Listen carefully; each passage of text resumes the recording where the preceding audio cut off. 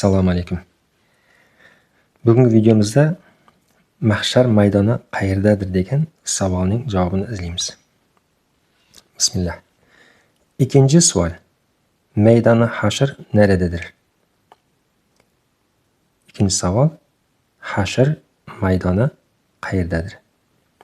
El cevap. Vel ilmu indalloh. Ilm faqatgina Allohning huzuridadir. Yoki o'zimiz urf odatda qo'llanib o'rgangan tarkib bu Alloh bilguvchidir. Faqatgina Alloh biladi degan ma'noni bildiradi. Vel ilmu indalloh.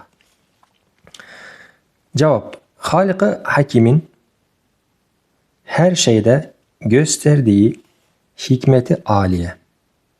Hatta tek küçük bir şeye çok büyük hikmetleri takmasıyla tasrih derecesinde işaret ediyor ki küre-i arz serseriyane badi heva azim bir daireyi çizmiyor. Xoliqi hakim hikmet egasi bo'lgan yaratuvchi Alloh har bir narsada ko'rsatadiki oliy hikmat bor. Demak, har bir narsada Allohning oliy hikmat bor ekanligi ko'rinib turibdi. Agar diqqat nazar bilan qarasak, tafakkur bilan qarasak, har bir narsada oliy hikmatlar bor. Oddiygina suvning o'zida, oddiygina tuproqda, oddiygina havoda shuncha hikmat bor. Ya'ni foydali jihatlari, manfaatli jihatlari va koinotda o'zining ko'plagan oliy vazifalari va Alloh ularga bir murodlar qo'yib qo'yganligi ko'rinadi. Hattoki birgina kichkinagina narsaga ko'plagan buyuk hikmatlarni qo'yib qo'yishi. Ham kichkinagina bir narsa ko'p hikmatlar qo'yib qo'ygan haqiqatan ham. Masalan, oddiygina suvni oladigan bo'lsak, u suv ham ichiladi, u suv bilan ham yuviladi, u suv bilan ham sug'oriladi va shunga o'xshagan ko'p maqsadda qo'llaniladi. Shuning uchun ko'plagan buyuk hikmatlar qo'yib qo'yilgan. Oddiygina bir suvning o'ziga. Buni bari neni ko'rsatadi? Tasrih darajasida. Nihoyatda ochiq, oydin darajada, demakki bizlarga diqqat nazarli qaraydiganlarga, fikr bilan qaraydiganlar, aql nazarli qaraydiganlarga bu narsa ochiq oydindir. Ana shunday darajada ishorat qilyaptiki, demak, ana shuncha yaratilgan narsalar hammasida shuncha cheksiz hikmatlarning bor bo'lishi nima narsaga ishorat qilyapti?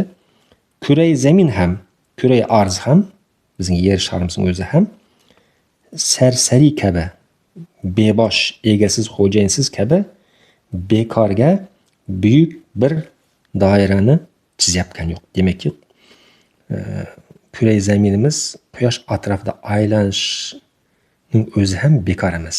Ya'ni uning aylanayotgan doirasi, chizyapgan doirasi faraziy doira. U bekorga chizyapgan doira emas.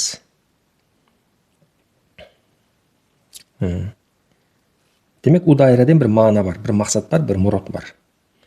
Belki mühim bir şey etrafında dönüyor ve meydanı ekberin daire-i muhitasını çiziyor.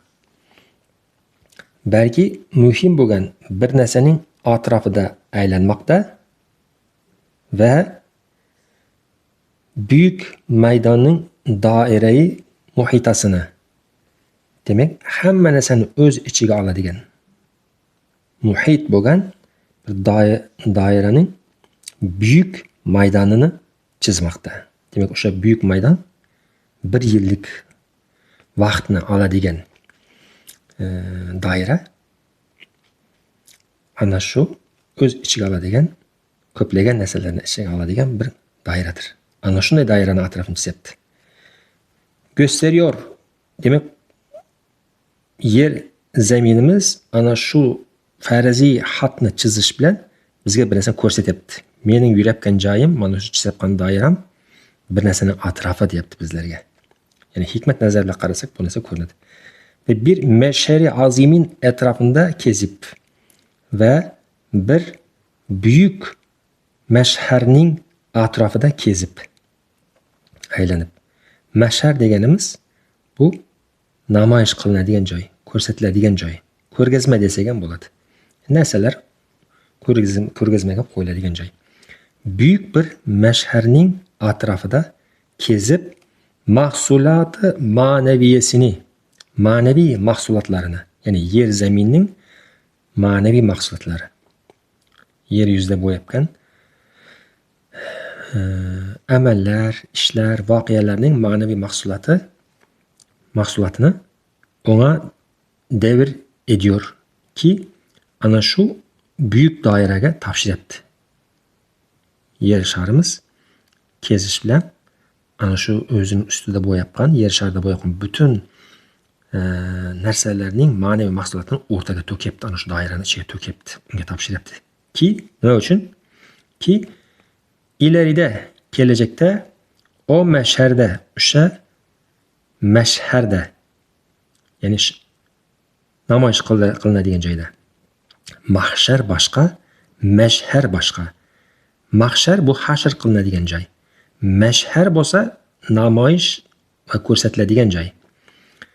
Ana shu mashharda, ko'rsatiladigan joyda ma'naviy mahsulotlar ko'rsatiladigan joyda enzari nas önünde, insonlarning nazarining o'ngida gösterilecektir. Ana shu qilingan narsalar, bo'lgan narsalar ko'rsatiladi kelajakda. Demek 25.000 seneye qarib bir daire-i muhitanın içinde. Demek 25 ming yilga yaqin. Ana shu Kure-i Zamin bir yil davomida Quyoshning atrofida chizgan masofa, uzoqlik, yani doiraning perimetri deydigan bo'lsak, perimetr deb aytdik. Shu perimetrning uzoqligi, uzunligi inson yurishi bilan, piyodaning yurishi bilan 25 ming yillik masofa ekan. Ana shunga yaqin bir masofaning doirai muhitasini, demak, hammasini o'z ichiga oladigan ana shunday buyuk doiraning ichida deb mana o'tkazamiz. Ichida rivayatga binoan Sham-ı Sharif qit'asi, ana shu biz biladigan Sham, hozirgi Suriya, ana shu sharif bo'lgan, juda hurmatli, aziz bo'lgan Sham qit'asi bir chekirdek hukmida, bir dan hukmida olarak bo'lib, o daireyi dolduracak bir meydanı haşr bast edilecektir. Demek ki gelecekte bir rivayetga ko'ra Sham, hozirgi Sham xuddi bir dan kabi kelajakda ochilib, yayilib, ana shu hozirgi Kure-i Zamin aylanayotgan doiraning ichini to'ldiradi, kengayadi, yayilib, ana shu buyuk doiraning ichini to'ldiradi. To'g'rilab oling ekronni hozir.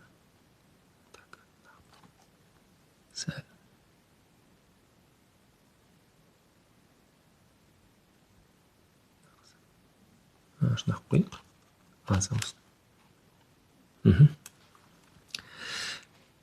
Küre-i arzın bütün manevi mahsulatı, demek ki Küre-i Zaminning, yer sharimizning barcha manevi mahsulatı şimdilik perde-i g'ayb altında olan, hozircha g'ayb perdasi ostida bo'lgan o meydanın defterlerine ve elvahlarına gönderiliyor ve ileride meydan açıldığı vakt